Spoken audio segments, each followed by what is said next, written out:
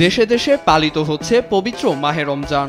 নির্দিষ্ট সময় সিয়াম সাধনার পর মাগরিবের আজান কানে আসতেই ইফতার করে রোজা ভাঙেন ধর্মপ্রাণ মুসল্লিরা। তবে সংস্কৃতিভেদে বিভিন্ন দেশের ইফতারে রয়েছে বৈচিত্র্য।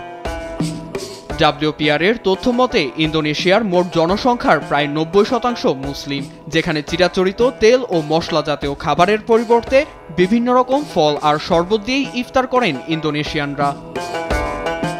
বিশেষ করে মিষ্টি জাতীয় খাবারেই বেশি মনোযোগী তারা। বুবুর চন্ডালি নামক এক ধরনের মিষ্টান্ন, মিষ্টি আলু দিয়ে তৈরি বিজি সালাক, কলা মিষ্টি অথবা কুমড়ার তৈরি কোলাক, কলা দিয়ে তৈরি এসপিসাং ইজোর মতো ঐতিহ্যবাহী মিষ্টি খাবার দিয়েই ইফতার সারেন তারা।